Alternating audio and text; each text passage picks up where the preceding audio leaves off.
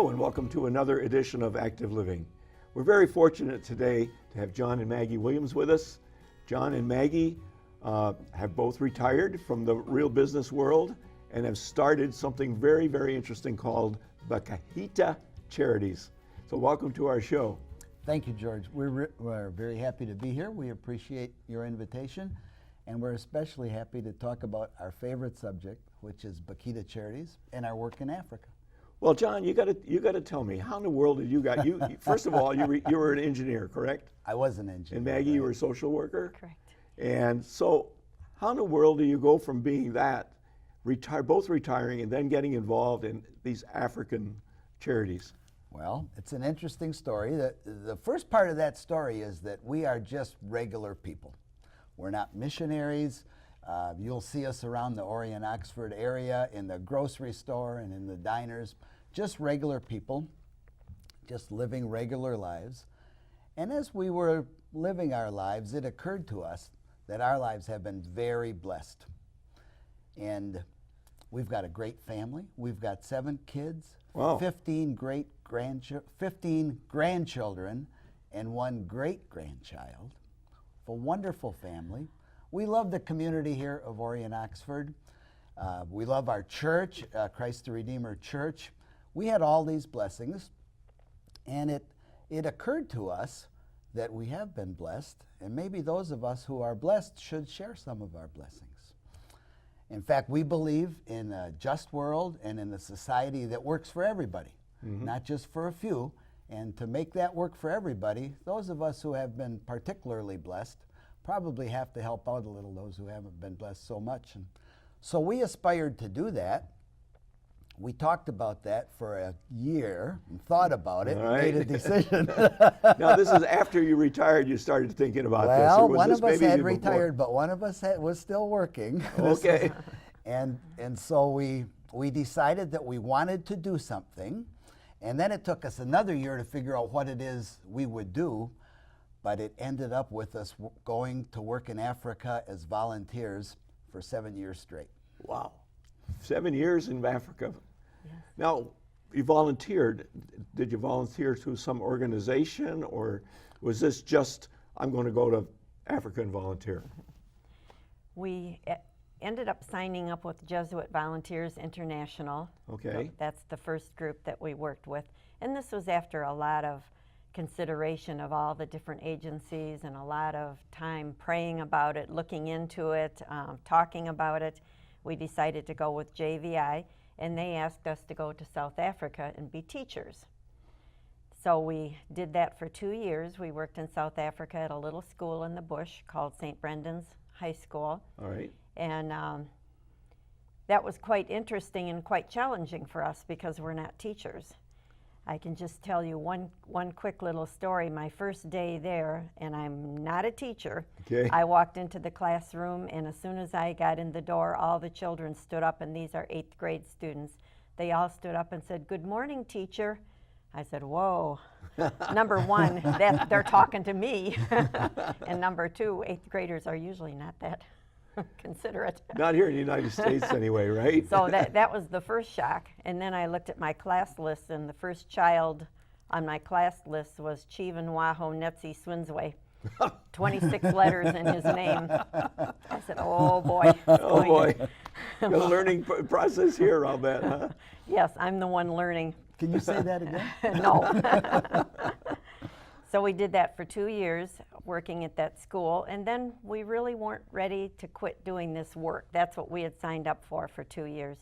So then we started looking around some more, and we ended up with Catholic Relief Services. Okay. And they asked us to do, and this is all as volunteers, they asked us to go to Lesotho and Botswana, 2 other southern African countries. Okay. And in those 2 countries, we worked on food security programs. We kind of ran the CRS program in that country. CRS, what's that? Catholic Relief Services. Okay. So we did food security programs for HIV/AIDS, and for children who had been orphaned by AIDS. Wow.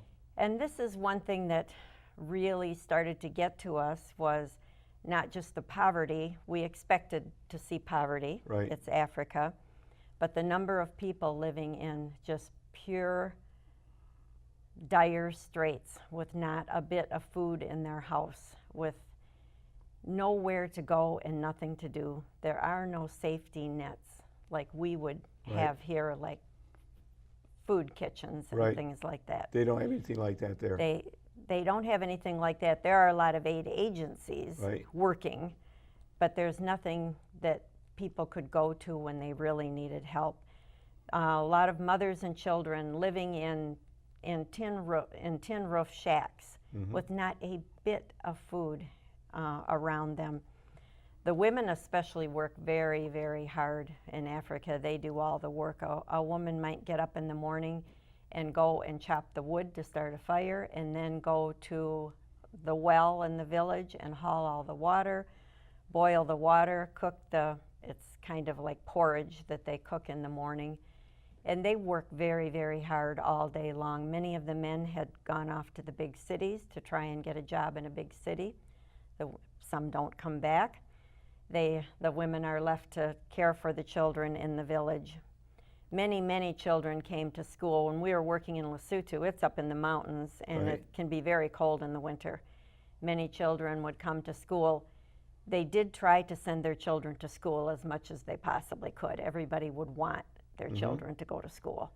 So children would come to school with a blanket wrapped around them. It's the same blanket they slept on at night. So they sleep on the blanket at night. They wrap it around them to come to school. And they came either with no shoes or very terrible falling off shoes. We came home one time to see our children and to catch up a little bit at home here. And we talked at church, at Christ the Redeemer Church, they have been so, so generous. We talked at church and showed some of these photos, and we came back with enough money to buy 700 pairs of shoes for children. Wow, that's fantastic. Just by talking one day at church, and we bought the shoes rather than trying to take shoes with us, which is very difficult. We took the money, and that gave the opportunity to local shoe stores to be able to sell shoes. So we went out to the far places in Lesotho with 700 pairs of shoes and put them on children. And I think Maggie made an important point about education. In Lesotho, public education is not free. So if your little child gets to be 6 years old and you want to send that child to school, you have to pay. And if you're already struggling to get along, education is something that you might think of as optional. And in the United States, we really take it for granted that grade school and high school will be free public education. Of course. But in lots of the world, that's not true, and education is so important. So you have a lot of kids over there that basically won't have any education. Right, right. And that's one thing we were trying to help them. That's one thing that Catholic Relief Services did, and everybody is trying to do that. All the aid organizations want children to go to school. And the little girls, if their family, if they don't have a family or their family is unable to pay those school fees, they end up going out trying to sell whatever they can sell just to try and make a living. And the boys end up being herd boys, so they take a herd of cattle out and they might not come back again for 6 months. Really? So they've missed all that school the whole time that they were gone. And the poverty was overwhelming, and seeing people with no food and unable to do anything about it. But then when the AIDS pandemic hit in the late 90s, that really devastated the sub-Saharan Africa, was very devastated by the AIDS pandemic. In the countries that we worked in, 30% of the people either were HIV positive, they already had AIDS, they had already died, and their children were left. Wow. And it left literally millions of orphans in sub-Saharan Africa. And we would see them, and there's a line that you've heard many times: it takes a village to raise a child. And in Africa, that is their culture, that if a child loses their parents, if their parents die, someone will take that child in, either family or extended family or neighbors. But there were so many that people couldn't take them in anymore. Wow. So the children were left on their own to try and raise themselves. And I just mentioned to someone earlier that we knew one family, 8-year-old girl, raising her younger siblings at 8 years old. She was out begging every day for food around the village, around the neighborhood, any place that she could find to ask for food. And children were left, and it's what they call a child-headed household. Mm-hmm. So the children were left to care for themselves, and most of those children, of course, were not able to go to school. Right, right. So we were trying to do whatever we could for them, and that did lead to us starting this orphanage. Now, you two started the orphanage by yourself? With the help of Catholic Relief Services? No, this was not Catholic No. Relief Services, and it was actually some sisters. We worked with some sisters. Okay, Our Lady of the Sacred Heart sisters, most of them were from Australia, okay. and we were all working in the same area, working near the same village. Mm-hmm. And we were made aware by going out to these villages of some girls who were living on their own, trying to care for themselves, some of them trying to care for siblings. And it was very unsafe, insecure way for them to live. They had no way to get food or to get any kind of help at all. Really? Wow. So we decided at that time, and now I'm going back now to 2002. Right. We saw these girls and decided we certainly can't help all 20 million orphans that are in sub-Saharan Africa, but these little girls were put right in front of us. We saw them every day, Mm-hmm. and we just couldn't walk away and do nothing. So we worked with the nuns, and we got this home started, and Christ the Redeemer Church helped tremendously in the refurb of a building. We got a building refurb to move the girls into. So the first girls that came to, we called it Bakhita Village, Mm-hmm. and Bakhita is a saint, Saint Josephine Bakhita, Okay. the first black African female saint. So Okay. we named this home after her. And the village came from, it takes a village. Oh, yeah. Oh, that's good. Yeah. So the home was named Bakhita Village. It does cause a little bit of confusion because it isn't a village, it's a home. Right, right. But Wow, that sounds exciting. yeah, so we've been working at it ever since. Do you kind of get a feeling of frustration, though, that you see so many there and you can only help just a certain few? You know, George, the man's view is, okay, there are 20 million AIDS orphans. We've got to do something for those 20 million. Right. And the woman's view is, why don't we, instead of talking about 20 million, let's see what we can do for those few that God put in front of our face today. Okay. You know, we can do something, but there's a role for government. There's a role for the church. There's Right. a role for the big humanitarian aid organizations. Right. There's also a role for individual people, like the three of us. Right. And we kind of had to come to grips with what's our role. Mm-hmm. And when we saw those kids living on their own in child-headed households, it touched our hearts. I can believe it. And we said, this is the saddest thing we have ever seen. And so we decided to help the ones that we knew in the villages where we stayed, the ones that we knew firsthand. That's unbelievable. Well, So it's a huge challenge. So now you've got this building that you found, yeah. and you've got to refurb this, make it into a school.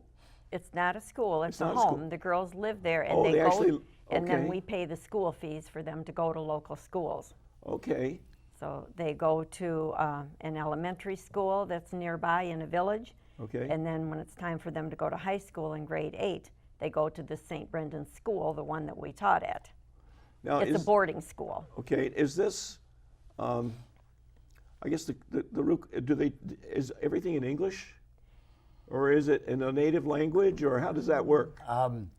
The language of education is English. Oh, it is. The Okay. schools run in English, and lots of the country runs in English.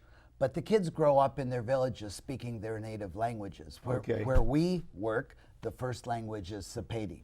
So those kids have grown up learning Sepedi. If they're lucky enough to have a TV, they can learn some English from TV. Okay, all Some right. of their parents speak English. And when you go to school and the education is done in English, Right. it's pivotal that you understand English and you can speak English. And That's what we taught at the school. But it's got to be hard for them to start with a native language and at some age, like 5 or 6, start going to school and all of a sudden you're speaking a different language.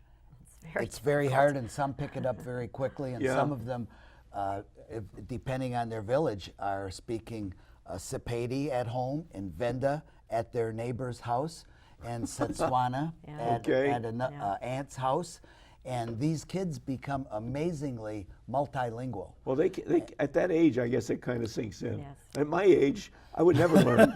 it's one of these things, you know. It's really hard. It Languages is one are of the hard most for me. difficult things for them, though, is to start working in English. Yeah, It is I very would think so. difficult. Wow.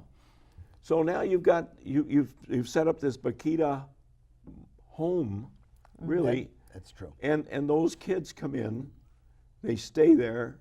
I assume you have food and that type of Yes. thing. And what age do Food, they come in? clothing, shelter, Shoes? shoes, education, and health care. It's That's our goal fantastic. to get them food, clothing, shelter, education, and health care. That's fantastic. And what ages are they coming in? Most of them come around the age 5. Okay. So then they start into elementary school and they stay at Bakhita, the house of Bakhita Village.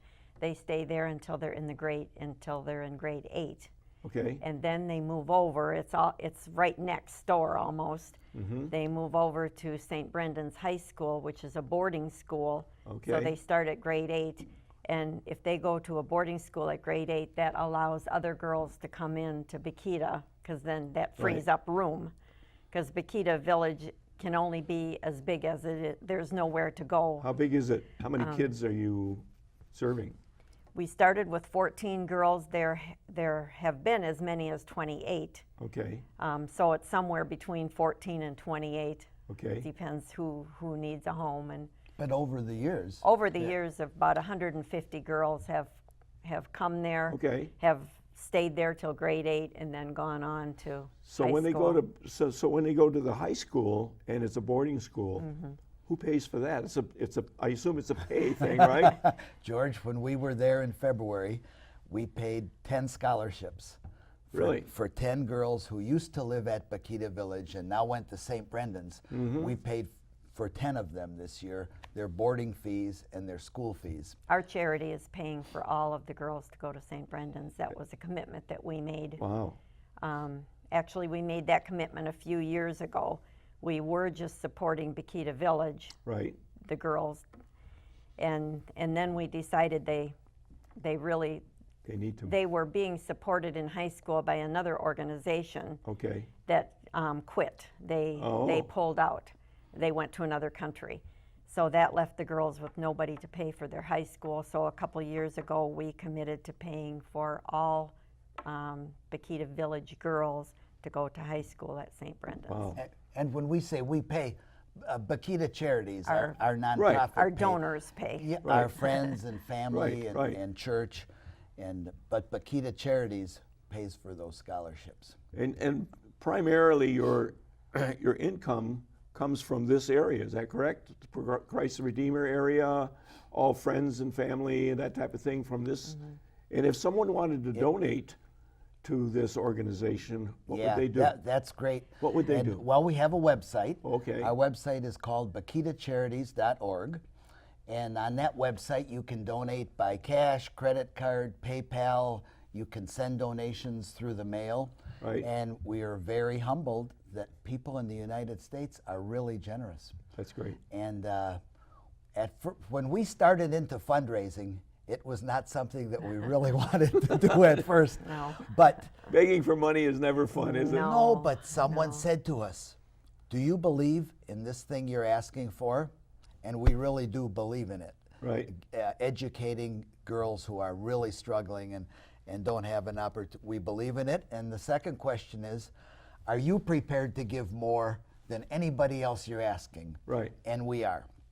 That's terrific. In Bakhita Charities, we pay all our own expenses, including a trip to Africa every year.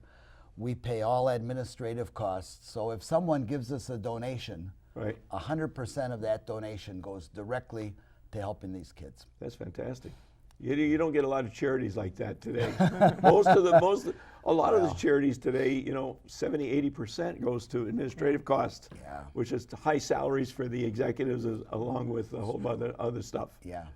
Yeah, we're at zero. But you guys are at 100%. zero. That's fantastic.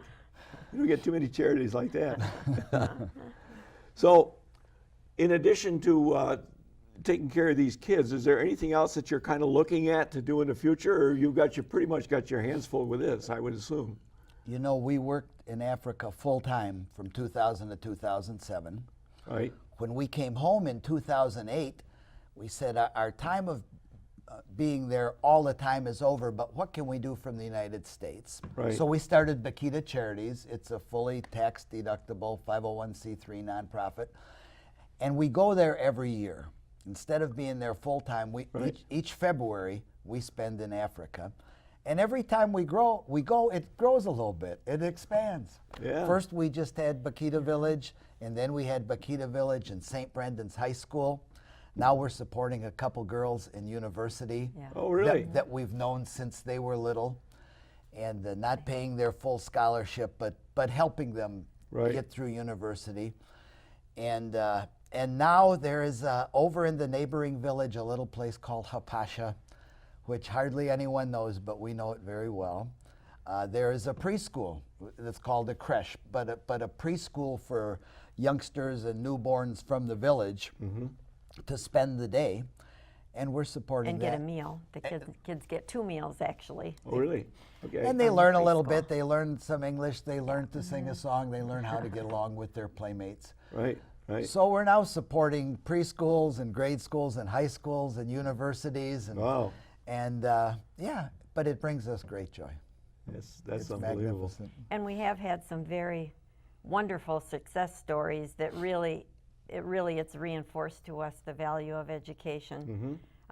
Kids that came into Bakhita Village at 5 years old at, you know, the worst imaginable condition, and have now gone on to university from Bakhita Village to St. Brendan's to a university.